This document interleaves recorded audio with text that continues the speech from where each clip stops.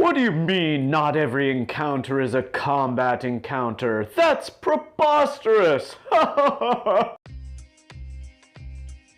is preposterous, my friends, and today I'm going to talk a little bit about one of the kinds of encounters, or you could even talk about it as a tone in your game, but let's say the kinds of encounter that I really love, and that is exploration. I want to talk a little bit today about exploration, and first and foremost, let me just say welcome. Thank you for joining me. I'm Gregory. This is 1 in 20 D&D, and you're watching my DnDaily vlog where I talk about Dungeons and Dragons and all things RPG. Before I get started with the vlog today, let me very quickly let you know two things. One is that tonight we are streaming our game, our weekly Dungeons and Dragons game. We're running the Princes of the Apocalypse. We lovingly call our group We Out Here.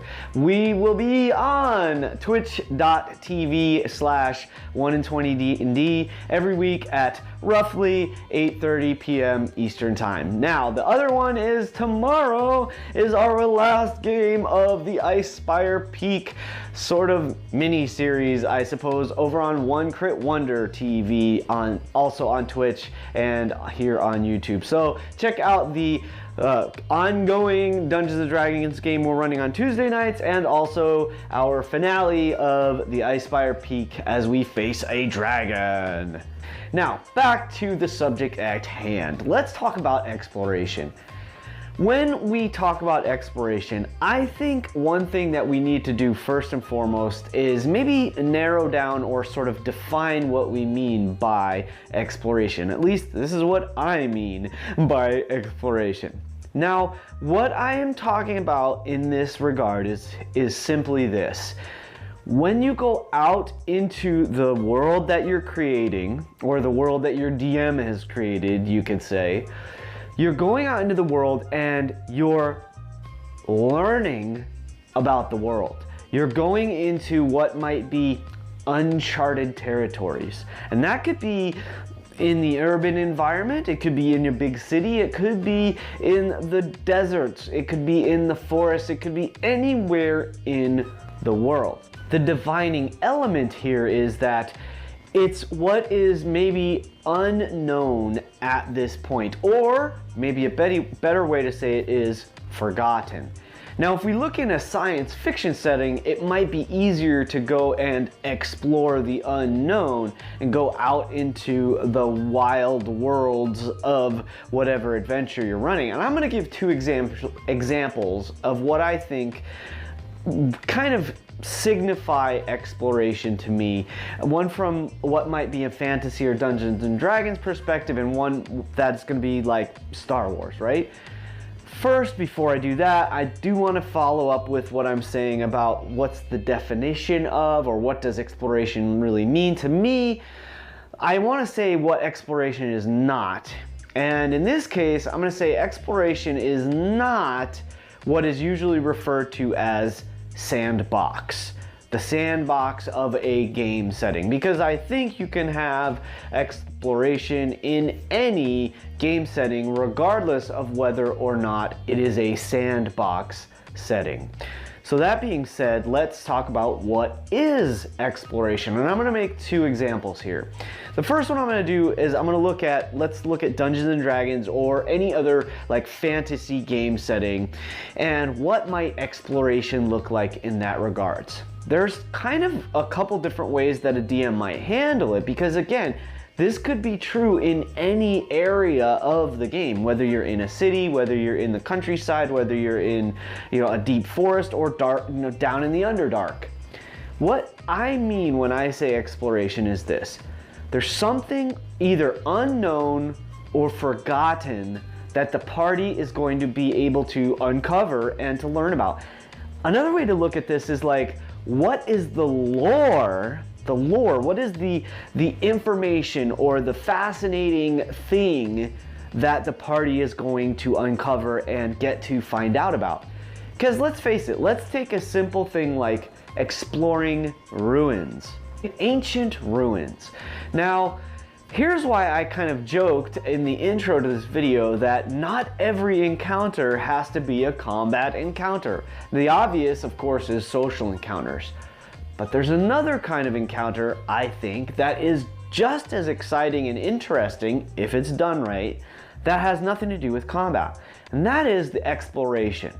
What if you find things in a ruin, like maybe you find an ancient language and you have to decipher how does this language work and what's the ancient mystery of this temple. Maybe there's some tablet or some mural or something that the party discovers, and or is even better, give them a reason. Maybe they're sent to discover it. Like some explorer found this thing, but it was a little too dangerous for them and they wanted the help of the adventurers. Go find this out and uncover the mystery and come back and tell us all the great details. That's one way to handle exploration. You can do puzzles and tricks and traps and all those kind of things. Again, nothing to do with combat. And maybe what happens is they explore this ruin, and of course there is some danger in there. There's going to be dangerous traps, perhaps there's going to be dangerous monsters even.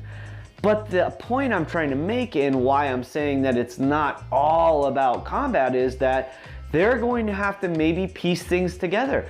Perhaps like in the quintessential, the like textbook labyrinth, right? You have to figure out how do you get in and how do you get out safely and without dying, right? The maze. Maybe this is one way to approach exploration. So it's think of an unknown territory, an unknown area, or some unknown elements that the party is then going to discover and uncover, and might lead them to greater knowledge and information about the world that they are in, that they're playing this game in.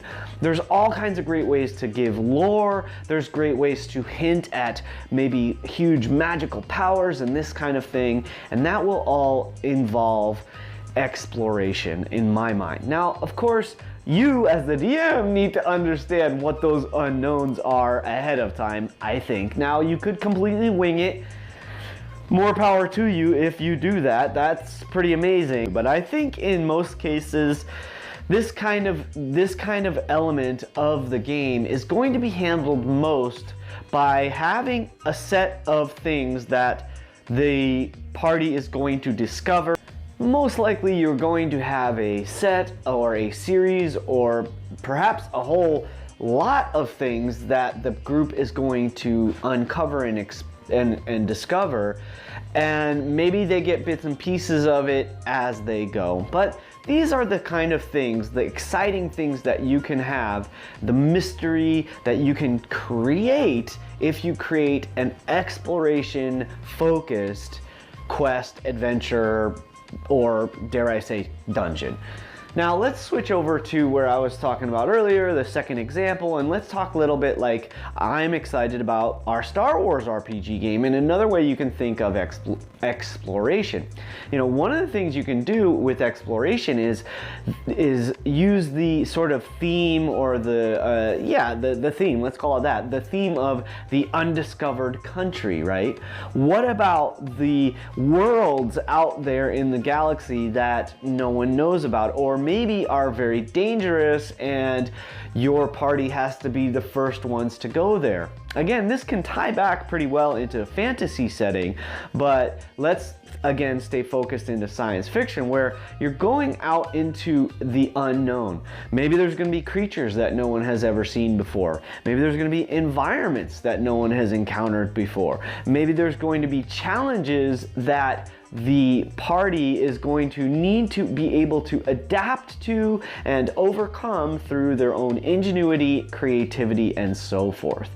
I think that's a big part of what might make exploration games very fun. Or even if it's like exploration session, let's say, where you have these unknown quantities, these unknown qualities that the party has to like figure their way around or figure their way into and through, or however you want to describe it. You have the again, the unknown. That's, to me, ultimately what boils back down to what is exploration about. It's about figuring out the unknown and experiencing the unknown. So we as the DM or the GM would have to be that much more prepared. We would have to have a certain maybe set of monsters or races, creatures that the party has never experienced before. That can be loads of fun. There would also be maybe civilizations or structures or ways of being, or again, environments and this kind of thing that you describe, these alien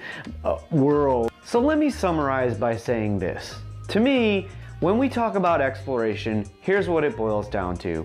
It boils down to going out into this imagined world together and finding information and finding new and exciting things to discover and uncover, wherein there are challenges. And these challenges are going to have different levels of threat, of course, but they're also going to require different ways of resolving things, different ways of overcoming obstacles and challenges, being creative in our approach to problem solving and so forth.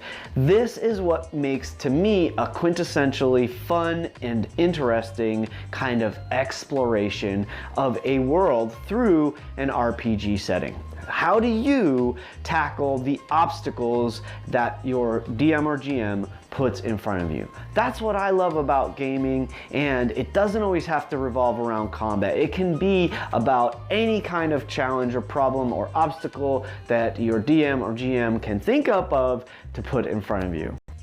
I'll see you at a table someday, and remember, it's your game. Play your way.